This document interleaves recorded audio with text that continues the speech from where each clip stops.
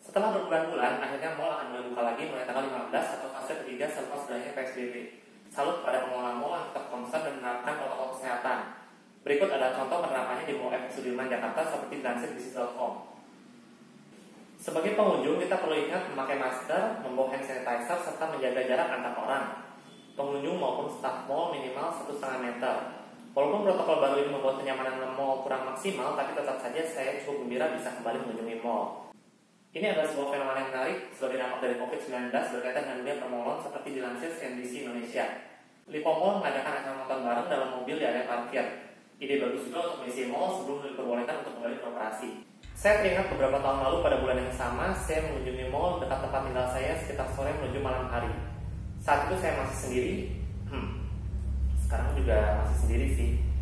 Saya memesan satu tiket midnight show sehingga saya akan menutup hari bersama dengan banyak orang di dalam bioskop, tidak sendirian di rumah. Sebelum film dimulai, saya makan malam dulu. Makanan yang cocok untuk disantap di mall adalah sesuatu yang berasa internasional, tapi agak pedas sesuai cita rasa Indonesia. Kali itu pilihan saya adalah menu masakan yang sudah ada sejak zaman kemerdekaan. Ramen Jepang, halal. Seperti masa penjajahan dulu, kedai yang menjual makanan ini sangat menyukai antrian. Akhirnya, saya tiba di bioskop berdekatan dengan film dimulai. Sebelum masuk ke ruang pemutaran film, saya menyempatkan diri untuk membeli jagung beleduk dan buang air kecil. Ritual rutin supaya nggak ngerepotin orang lain ketika film diputar. Ketika saya keluar dari WC, seseorang menjatuhkan selembar uang 10 ribuan dekat pintu kamar mandi. Saya mengambil lembaran itu dan berniat mengembalikan uang tersebut, tapi tadi saya tidak melihat orang yang menjatuhkannya. Ketika saya amati lebih jauh, di atas lembar itu tertulis, "Jika menemukan uang ini, tolong hubungi 08 bla bla bla bla bla bla bla."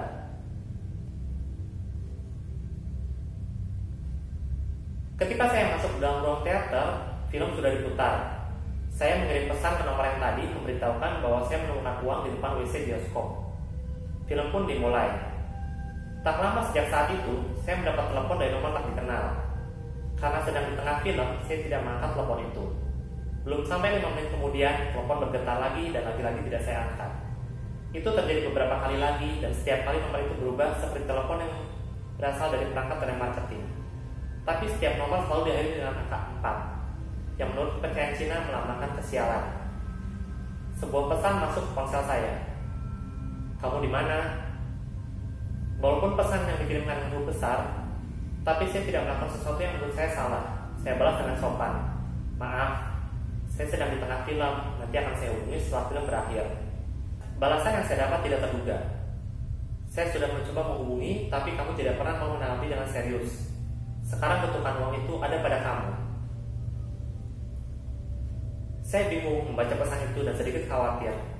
Saya pun keluar dari teater melalui pintu exit dan melakukan panggilan ke nomor tersebut. Tapi malah saya mendapat jawaban dari operator bahwa nomor itu tidak terdaftar. Saya mencoba membalas pesan dan melakukan panggilan WhatsApp, tapi keduanya tidak terkirim. Aneh. Saya berpikir itu mungkin hanya seseorang yang mencoba menakut-nakuti. Saya kembali ke ruang teater, tapi ruang itu kosong. Tidak ada film yang diputar, tidak ada penonton yang duduk. Apakah saya masuk ke ruangan yang salah? Saya keluar dan mencoba memasuki ruang teater sebelah, tapi pintunya terkunci dan tidak ada suara apa-apa di dalamnya. Saya mencoba ruang teater lain, tapi hasilnya sama saja. Apa yang terjadi?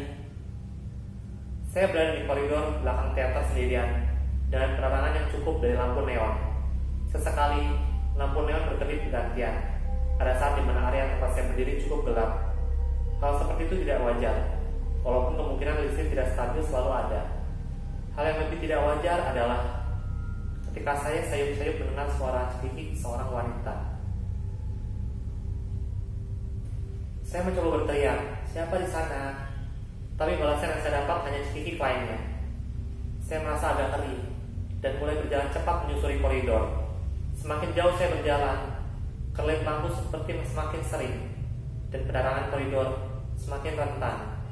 Suara cekikik itu masih ada dan semakin lama, terasa semakin dekat.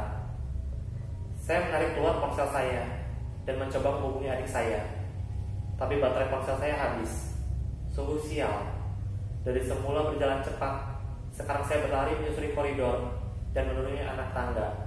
Hingga akhirnya, di anak tangga yang terakhir, ketika ketika saya berhenti sejenak untuk mengambil nafas. Saya menengok ke belakang dan melihat sesuatu. Itu terlihat samar, tapi berwarna hitam, seperti sekumpulan kabut tebal yang membentuk manusia. Dua matanya bersinar berwarna merah. Seketika itu, saya berteriak.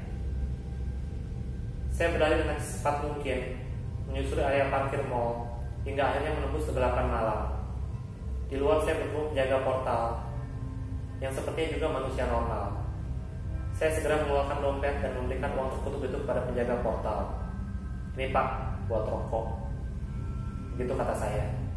Dan uang terkutuk itu pun akhirnya tidak lagi ada di tangan saya. Kemudian saya berjalan pulang. Malam itu, saya tidak bisa tidur kalau mengingat apa yang baru saja terjadi, maupun apa yang saya khawatirkan akan terjadi lagi. Tapi untung saja, hingga pagi menjelang, tidak ada hal aneh yang mengerikan lain yang terjadi. Sekian, terima kasih telah menonton. Kalau kamu menyukai konten channel ini, jangan lupa klik tombol subscribe di bawah. Terima kasih dan sampai jumpa lagi.